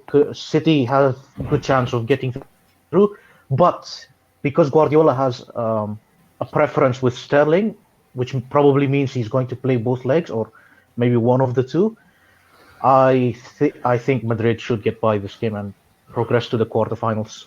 Okay. Blograna, Terra, Real Madrid or Man City? Who's taking this? This will be a very close tie. Don't get it wrong. Don't get it twisted. This will be a close tie.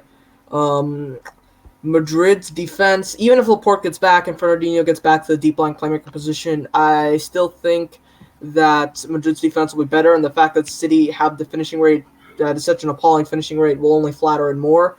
Then again, Madrid are not exactly the best attacking team in the world either. Midfield, I'd say if Laporte is back, it would be relatively balanced battle. And then attack, City's is on paper better, but then we have to factor in that defense. And then you consider Pep Guardiola's overthinking games, because that doesn't have just have an effect on the way your chemistry and all those kinds of things. It has an effect mentally. Like, if you overthink games, then it'll rub up on your players. They'll start overthinking this, that, and it'll have a bad effect there. And when you factor in that Man City have zero pedigree and only like Sane at best is clutch in Champions League. But Sane is injured though. He's injured though. So who's taking the game, bro? Who's taking the game? I will go with Real Madrid. They have the better pedigree and experience. If Laporte is back, it'll still be rusty. I think that just the general way Madrid plays and just all factors will lead to Madrid winning. I think that overthinking will again get the better of Pep Guardiola and Manchester City. Okay. Stodge. Yeah, this will be an interesting tie. The Champions League team, 13 CLs versus Choke City. Whoa. I don't like anything about City. I don't like Guardiola, nothing like that. So I hope that they lose. Take your personal feelings out of it and be an objective football analyst. All right. Going through. So it's very hard to say. So I'll start off with this. In order for City to go through, I feel like Guardiola needs to be very brave. And what I'm about to say, people might think it's a bit strange, but I think this 100%. They need to let Bernardo Silva has to start this game, and he needs to be the main creator over De Bruyne. And I'll say this for one reason. When I watch the top teams or in key Champions League ties, when you stop Kevin De Bruyne from crossing the ball, and top teams know how to stop him from crossing the ball, suddenly they're not creating as much. So, just give some of the creativity to Bernardo Silva as well. What's that? What the hell? Yeah, go on. Yeah, give some of the creativity to Bernardo Silva. Also, I'd like to ask you a question, because this will determine whether Madrid go through, and they really should go through, because they've got the better defense as well. Hazard. I rate Hazard very highly. He used to be top 3 player last year. Okay.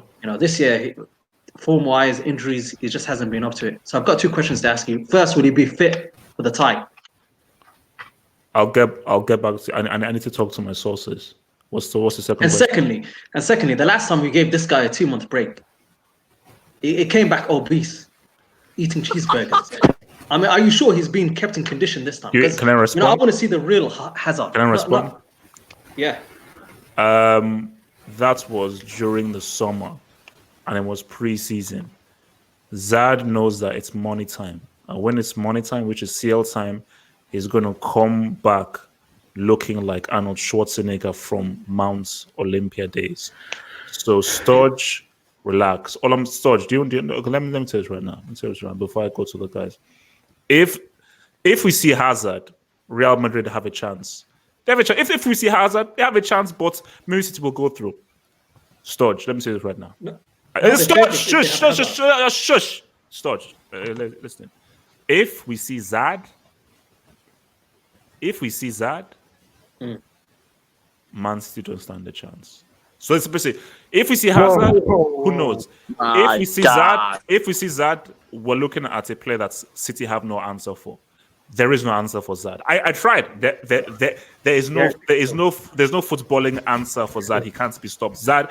We also what Zad did to Liverpool numerous times. There is no way. Nothing can stop Zad.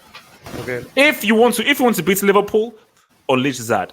Zad by himself can destroy Liverpool and any team, but it just depends whether we can see Zad. Because we only see Zad a few times. Whenever Zad comes, there's nothing that can stop Zad. Zad defeats anything because that is a prime player, likes we've not seen since Zidane or Dino. Now, before I come to the gods in here, let me just take the super chat real quick and I'll come to you. Yes, Saeed. Thank you for the super chat, dear guy. Last time a club won the UCL for the first time in their history was Chelsea 2012. Don't be fooled with PSG and Man City. Yes, anything can happen. Stranger things can happen. And I actually do believe that Man City, this could be their year based on how they've been pimp slapped in the EPL by Liverpool. So I think don't look at past experience. Tomorrow is a new day. Everything is a new day. So What's Sigurdsson, man? Real Madrid, Man City. Who goes through? If Sane plays, Man City win 4-3. Okay. That's it. All right. Sigurdsson. Thank you. That's what I want. Short and sweet. Erhan. Real Madrid, Man City. Yeah, I'm back. Yeah, so I don't know what it is about Pep in these games, yeah, but he always has like these weird selections. Like when it comes to his team, he always like leaves out some of his key players. Like if you remember against Spurs last year, he left out De Bruyne in the first leg of the Champions League. Like, what was he trying to achieve through that? I have no idea. You're gonna overthinking because he was resting him for the Palace game because he wanted to win all 4 trophies. Yeah, exactly. So this is the problem with Pep after Barcelona. Now he no longer has Messi as the talismanic figure. He doesn't really rely on any like individual players as much as he used to, and as a result, he feels more free to chop and change his team. Like bring all these random guys in, and as a result, it leads to consistency issues because he's never able to get like a fully flowing team when it comes to CL knockout stages. Because that's, if you look at Real Madrid, during their 3-year winning run, I don't think they made any like major changes to their starting 11. Like the guys were always like the same team, pretty much remained the same throughout the years, and it was really effective as a result because the guys knew each other. Like the chemistry was there, and like someone said earlier, I actually agree. I think Bernardo Silva should start this game because I feel like I genuinely feel like he could be the guy to guide Real, because I'm thinking Sterling's injured, so he's What's he out. done all season? Okay, let me land. And Mahrez is also. I think Mahrez is a lot more predictable than Sterling because Mahrez tends to cut inside quite a lot when he's on the wing. But he's predictable, but just like Robin, not like Robin, Mahrez is money. He's predictable, but he's still money. And I believe Mahrez is the key for Man City. I think he is the key. I think he's the secret magical weapon. Okay, but let me hit you with this. Do you know who he's coming up against? The best left back. You say Marcelo. I don't think Marcelo is gonna make it an easy night for him. No, wait. Erhan, Marcelo, I love him. Attacker-wise, he's great. Defensively, he doesn't have a clue. 7-1 says what's up. 7-1 says what's up. So. Yeah, I know, but I'm just saying. I feel like Marcelo will have the better of Mahrez if he does play, and I feel like Bernardo sort of offers more, anyways. In terms of he can also do the cutting inside that Mahrez does, albeit not to the same effect, but it's still there. And also, he adds that little bit of creativity going to the final third, which I think they would lack, because obviously Real Madrid are going to target De Bruyne. They're going to try and nullify his crosses, get an extra man into the defensive yard box. So I think Bernardo will be very good. But you see, Erhan, there you go. Sergio, Madrid fan, Mendy.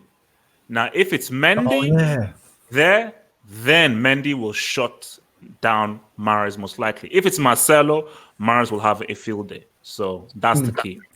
But yeah, regardless, I think this is down to mentality at the end of the day.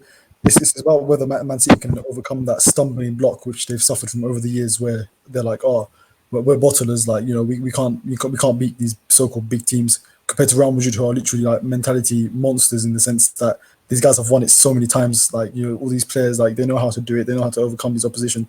So if Man City can finally overcome that mental block, which has been destroying them over the last few years, I think they will be able to do it just about, because the game isn't played on paper, it's played in mind, and they have to really, this is their moment. It's now or never for me. If they don't win the CL this year, it's done. Pep might as well just leave, retire, do whatever you want. You're not going to ever surpass Mourinho, mate. Okay. Let me speak. So wait, who hasn't spoken yet? I haven't spoken yet. All right. So Nats and Rodney. So Nats, hit it. Okay. First of all, I just want to say, Real Madrid, good team, but without Hazard, although Hazard has been fat the whole season, they need him. Well, what the heck? They need him. Wait, not so relax, man. What the fuck? He's been fat. Let's be honest. Yeah.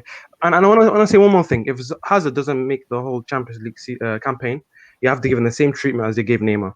I'm just saying, because you have to give him the same treatment. That didn't fake an injury to spend time with his sister or his mother, but carry on. Okay.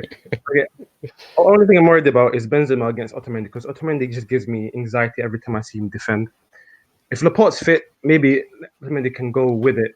But if Otamendi and Stones are playing together, or Otamendi's... So who do you have with Laporte? Stones, Otamendi, or Fernandinho? Fernandinho, 100%. 100% Fernandinho. Fernandinho has more cool head than two. I don't know what to call them, but I don't want to swear in the life. But yeah, Walker's been trusted the whole season, so I'm scared of that. If Hazard plays, he might put him in his arse. He hasn't been. But do you agree with everyone that's so? Who do you then have on the flanks? Mahrez, Bernardo Silva, Sterling, Bernardo Silva, Sterling, Mahrez. If everyone is fit, I wouldn't have Sterling because Sterling. I like Sterling, but I want to Sterling and who? Sterling and who? No, not Sterling. Mahrez and Sane. If Sane is fit, Sane. Because I always said Sterling is a system merchant, whether you like it or not. I'm a City fan. Bro, Sane hasn't played for what? 6 months, 7 months? You want to throw him into a game like this without any... Yeah, Sane has a good mentality. If you saw the game against Liverpool, he took it from, I don't know how he ran from the halfway line, got the ball, and shot it bottom corner. Okay, this guy has great mentality and he should play ahead of Sterling. I don't give a shit. Sterling is going to miss 101 every day of the week. I just can't be us with that guy. Sterling should be benched if Sane is fit. Because Sane is a big game player. We need him. And so scoreline, how are you viewing this game? How do you view this game? I'm not that confident because Madrid can defend, especially if we get a chance. If you miss the chance, I think Madrid have got this. But I would say on our day 2-1. Not on our day. I'd say a draw, 2-2, maybe something like that. All right, and Rodney, take us off. Yeah, hearing what everyone said and actually thinking about this, I think this is probably going to be a Real Madrid win, just off the basis that Man City are pretty sketchy in this competition, and Pep just makes some decisions that I can't even understand, honestly. But if he does do what some people were saying, drop De Bruyne for Bernardo Silva, then he'll definitely lose. That can't happen. For me, I think he has a chance if he can get the best attacking lineup there. Obviously, Sterling won't be available, so if Son is there, you've got De Bruyne, you've got Aguero, who's a bit dodgy in these kind of competitions, but still a good asset to have. Then I think that he definitely has a chance goal scoring wise, but it's just at defense. Otamendi is probably one of the worst defenders in the top 6. You're a City fan? Oh shit! Nice. Huh? You're a City fan? I didn't know that. I'm not. He's a gooner, man. He's a gooner. Paid off. Yeah. Proud gooner. Yeah. Let's keep quiet on that for a moment. 10th. Yeah. If Otamendi is going up against Benzema and such people, then I don't know what exactly the plan is. And Ederson hasn't looked as good as I thought he was this season. If Zinchenko's playing as well, that's another issue for me. If Fernandinho's in the defense, that's the problem. So, Wait.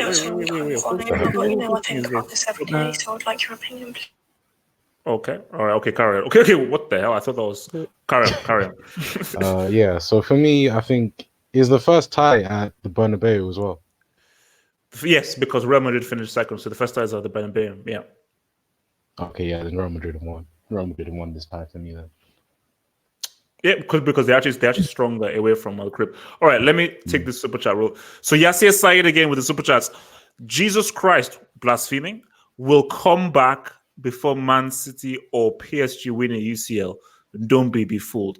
I agree with you with PSG. PSG are never sniffing a UCL, Neymar or not. It's never happening.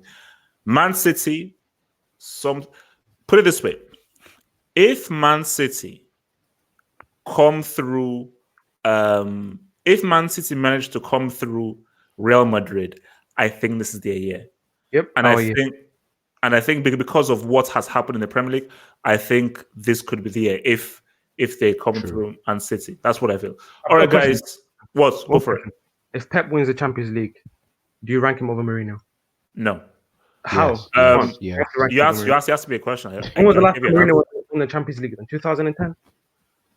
You asked me a question. I gave you an answer. If it was the Champions League, no. I won't rank him over Mourinho. No, I won't. So there you go. Go win with FC Porto or Scunthorpe, then get back to me. You won't play for them. So, guys, this is the big one right now. is the big one right now, guys. This is it, guys. This is the biggest game in about 25 years. It's the biggest game in 25 or 30 years. It's a massive, massive game. There are going to be billions of people watching. Every single content will be tuned. I think it's going to break box office records. You thought Pacquiao and Mayweather was big. You thought the Conor McGregor UFC fights was big. You saw Tyson was big.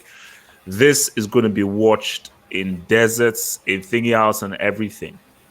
I cannot put into words how huge this game is.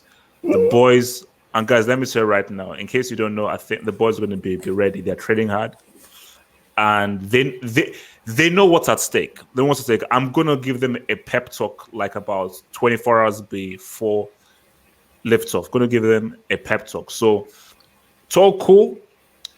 It's all real. Now, I know what people have been saying here right now. People, I'm looking at the live chat. I'm seeing 14-2. I'm seeing 10-2. I'm seeing circumcisions. I'm seeing batterings. I'm seeing rape, which is actually quite harsh because this is the Me Too era. So be very careful with how you use that word. No means no. So don't laugh. So my thing here is this. This is huge, and before I let people talk, this is my thing. Bayern are amazing. They're superb.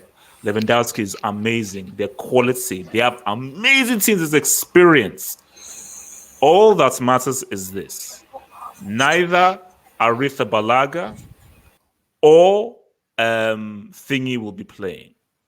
I have assurances. We're getting a third keeper. So nobody needs to be worried. I know a lot of you are worried because everyone here wants Chelsea to win. So don't be worried, guys.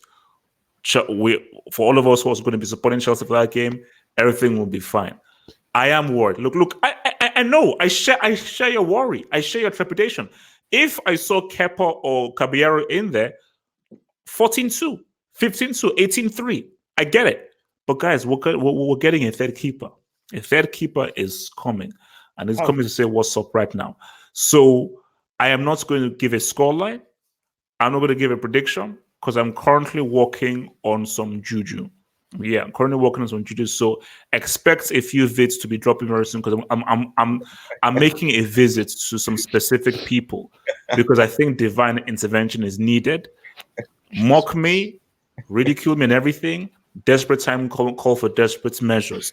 And because no striker was bought, I'm going to have to use sorcery here and witchcraft to try and get this W. And I'm not embarrassed by having to resort to witchcraft and sorcery to get this win because all that matters is the win. So let me come first to Natsa with this. Natsa, do you believe Chelsea can shock the world in the way that Muhammad Ali did against George Foreman for the Rumble in the Jungle?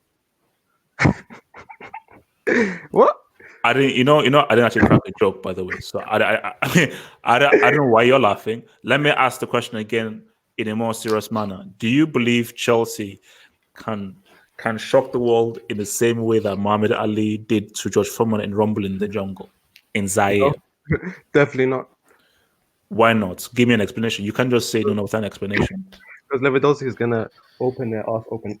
PG. When last did Lewandowski show up in a CL knockout stage? Has Lewandowski ever shown up in a CL final? Against Chelsea. Has Lewandowski shown up in a CL final? So why do you have so much faith in a guy who's flopped for Bayern in the CL? Carry on. Can you score a hat-trick against Real Madrid? Did he? Am I wrong?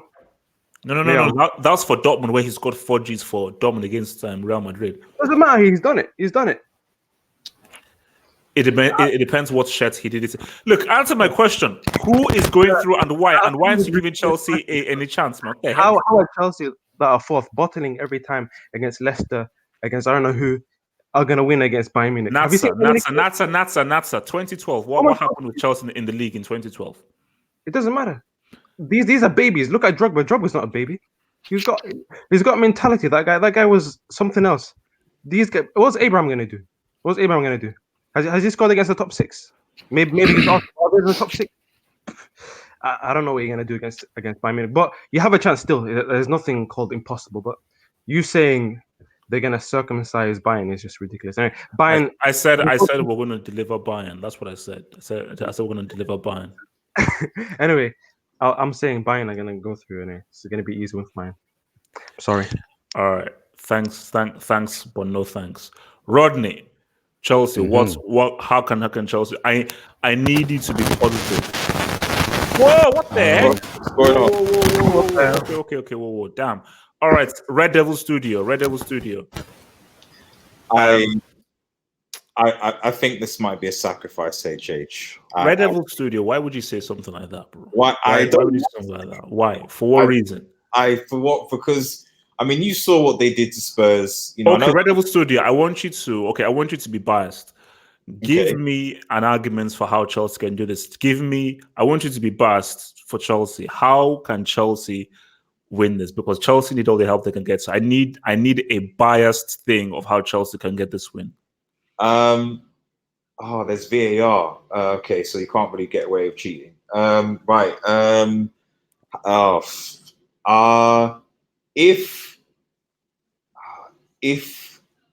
So Red Devil Studio, tell me that that's a team with Pulisic, with Willian, with Kovacic, with Jorginho, Tammy Abraham, the experience of Giroud, who's won a European trophy and a World Cup. You're saying that a team like this can't beat Bayern Munich? Is that what you're trying to tell me?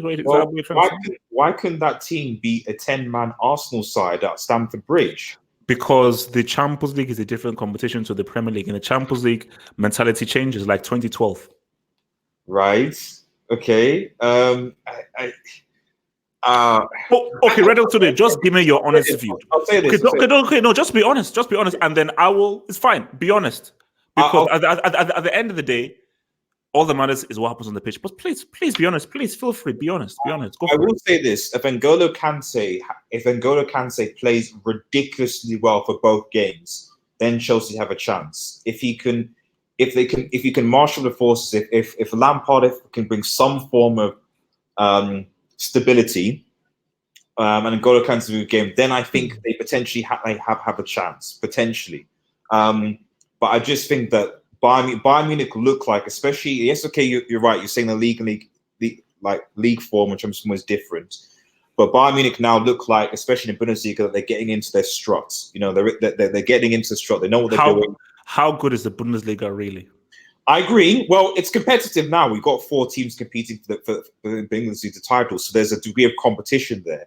You know, but I agree. The Premier League obviously is more, but we're talking about the teams that Chelsea have been dropping points to are not like City or Liverpool are being battered. They're dropping points to to below teams, to Southampton. You know, so it's not like this. But I think the key thing for me is just I don't get, and maybe you notice the answer to this, HH, is why did Chelsea not buy anybody in the January transfer window? Red Devil, I don't know. They clearly need to strengthen. They didn't. And the keeper situation, you know, are we saying that Willy Caballero is going to be in goal for Chelsea? Is that who's going to go and goal instead of Kepa? No, getting a third keeper somehow. Because youth team. Is it youth? Because Caballero, I mean, come on, man. I mean, what is? Sorry, HH. It's a sacrifice to Bayern. I'm sorry. Over two. All right. Okay. Yeah. Thank you. Enough. Sorry. Hangout, Bonito, Chelsea, Bayern. What's going to happen? I'm going to be positive. So, okay. I'm on your side, HH. I think Chelsea are going to win the Champions League. Wait. Relax. They're going to channel AS Monaco of 2015, was it? With Mbappe and all that? 2017. Okay. And they're just going to go through and win it. So will this be through skill, spirituality, or belief? Like, how do you think they'll be able to make this happen? Complete skill. Like, Lampard is going to just outclass everyone with his tactics. Okay, Benito, man. Welcome aboard. Welcome. I like you. Welcome aboard. Yeah, it's been a while. Yeah. All right. And Tammy's going to become, like the next Mbappe. So. All right. Well, maybe he can do it in the league. He can do it in the league. Okay, that's going to be too far. Okay, look. Relax, man. Easy kill. My time. You were good with the win. Don't take it too far, please. Thank you. Finally, I'm just going to say he's gonna score from open play in a Champions League final. Okay. Tammy Abraham. I'll remember this then. Julian, Chelsea Bayern. How does it go down? Oh yeah, H. I think if you look both teams stylistically, you have a shot at beating them. But the problem is H. If you look at both sides of the pitch, your goalkeeper isn't good, and then on the other side of the pitch, your strikers have been, or your forwards particularly, have been missing chance after chance after chance, and that's not good against Bayern because every single team that beat Bayern this season has had on their day good goalkeeper performances, and when given a chance, they finish it. And for me, I find it very difficult at the current state Chelsea are in. I find it very difficult for them to do exactly that because Bayern, against anyone, minimum they're gonna get about 15 shots on goal. So you're gonna need like a top-notch keeper on that day in terms of performance. So at Stamford Bridge, you have to perform at your highest level because you're going to face a lot of chances from Bayern. And no, yeah, Julian, we're working on it. Julian, I understand what's at stake here. We're working on it, and I believe, Julian, if you're going to ask me, I believe that we should take a risk on a keeper either from the reserves or the youth team. It may sound crazy, but that's what I believe will happen. That we should just hopefully pray to God that we find a keeper in the reserves of the youth team who at least is a bit more dependable than these two clowns. And we have to be defensively quality. And Julian, I know it's hard, but so what scoreline are you saying? So you're saying Bayern go through, or do you think Chelsea cause an upset? I still think Bayern will go through, but it's not like a 10-2 or something like that. It's going to be closer than everyone thinks it's going to be because I still strongly believe Chelsea has the better midfield out of the both teams. So if you can outperform them in the midfield, that means they can't supply the ball to Lewandowski, and that would be huge for Chelsea. But the thing is, regardless of that, Bayern will still find a way to get at least minimum 15 shots on goal. So yeah, I feel like Bayern should be able to beat Chelsea. Okay.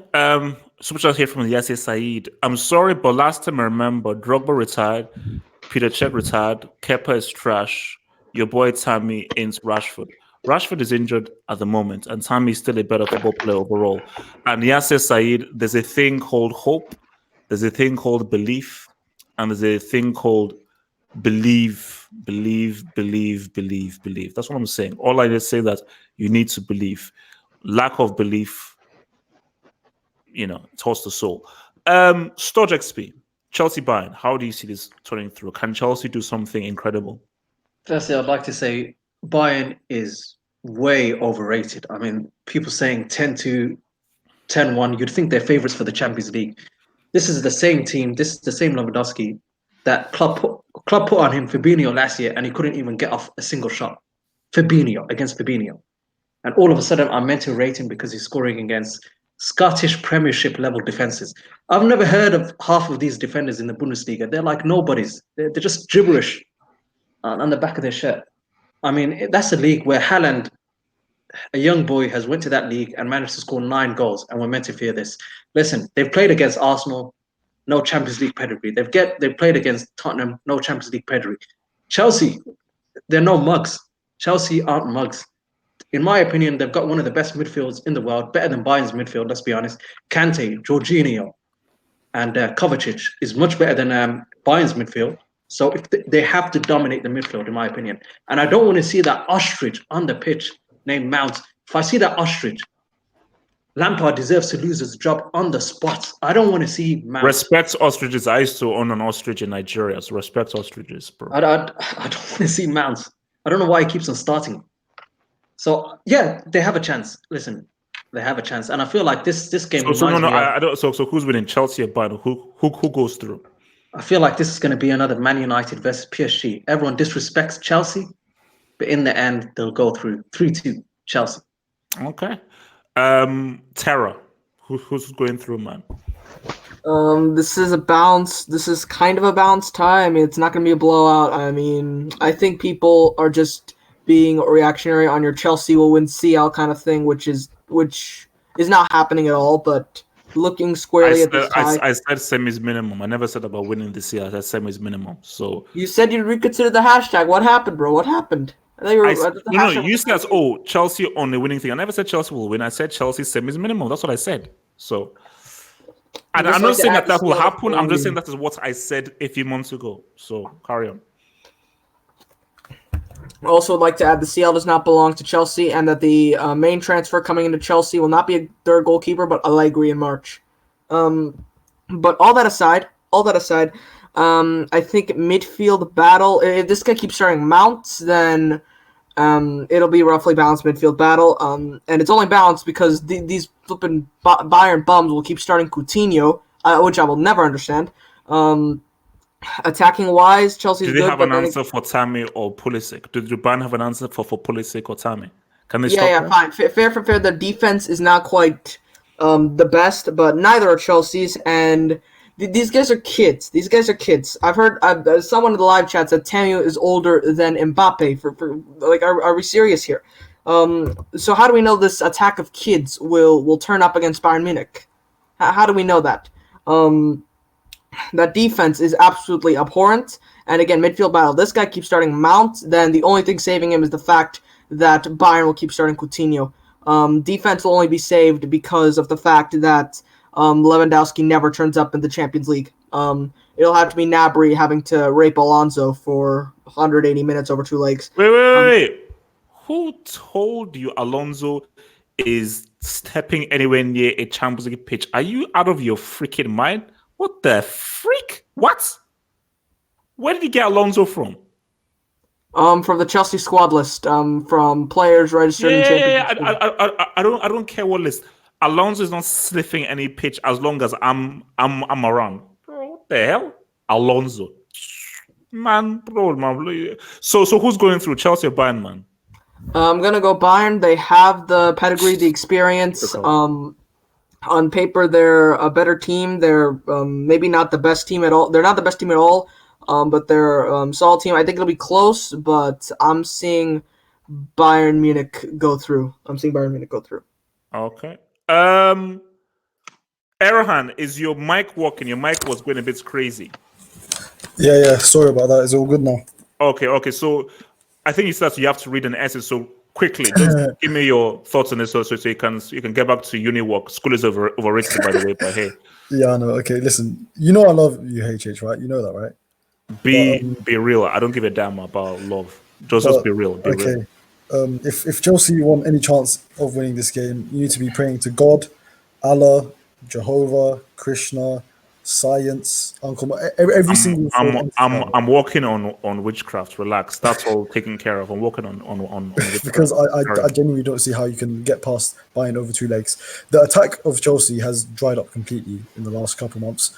I can't remember the last time Tammy scored a goal. I think it might have been against Arsenal, and that's disappointing from him because I expected a lot more.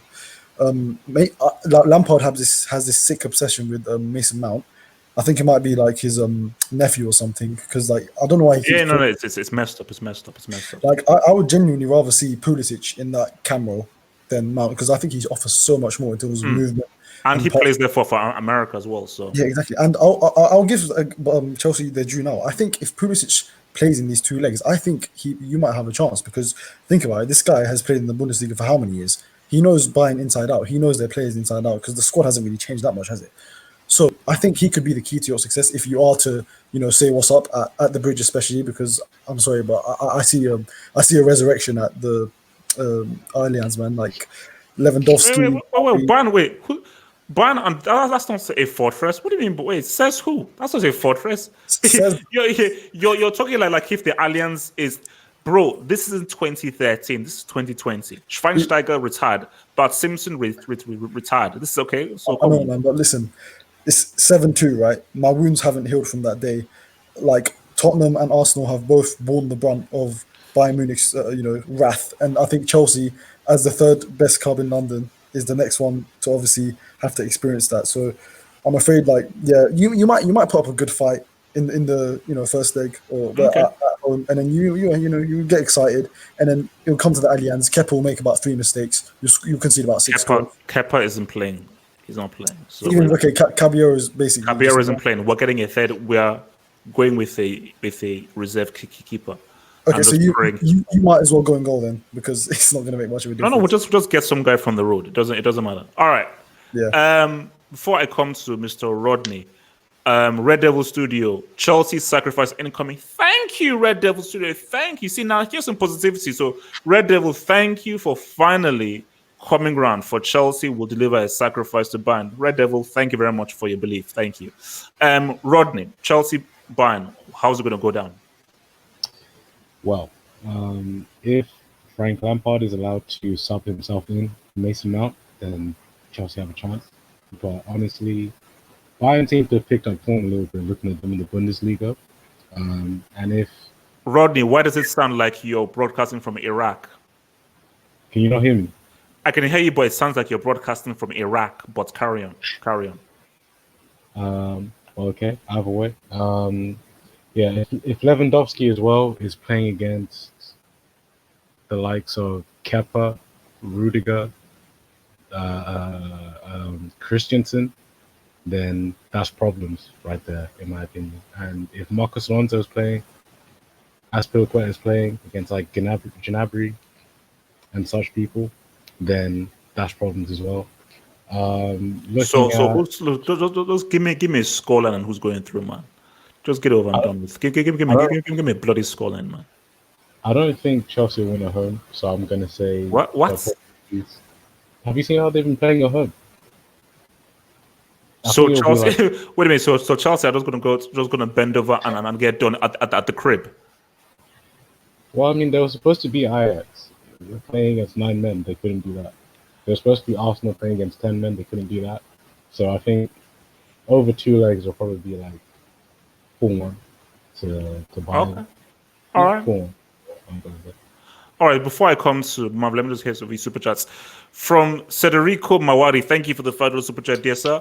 Do people really watch Coutinho this year at Bayern, or they just kept the image of him of how he was playing at Barca? Laugh out loud. Yeah, no, Coutinho was trash at Barcelona. He really played well at Bayern, and he has definitely found a much better space at Bayern. But Hansi Flick has definitely preferred. He's definitely preferred to have your boy Muller instead of him. He's definitely preferred Thomas Muller instead of him. So that's just me being real. And Kante, if Kante is fully fit, I think Kante will man-mark Coutinho out of the game. But that's my hope and my prayer. Yes, it's side with the super chats. If it wasn't for Dosky, this will be 50-50. The same Lewandowski that has been a perennial flop for Bayern Munich in the Champions League. Yes, Said. I don't think it was talking about the same Lewandowski. So guys, look, my thing is this. Feb 25, I can't wait. I appreciate your hate. I appreciate your hate towards Zad because everybody's entitled to their crappy, stupid opinions, like most of you guys who don't know what the hell you're talking about because your opinions are a pile of crap. But all I'm saying is this. Bayern are the favorites. They're very strong, but miracles do happen. And I personally am working on getting this W because that Champions League trophy is Chelsea's property and everyone else has it on loan. And if I have anything to do with it, that thing is coming home to West London. Guys, I will see you tomorrow on Sunday with the members. Peace out, stay true. See you Sunday. Peace.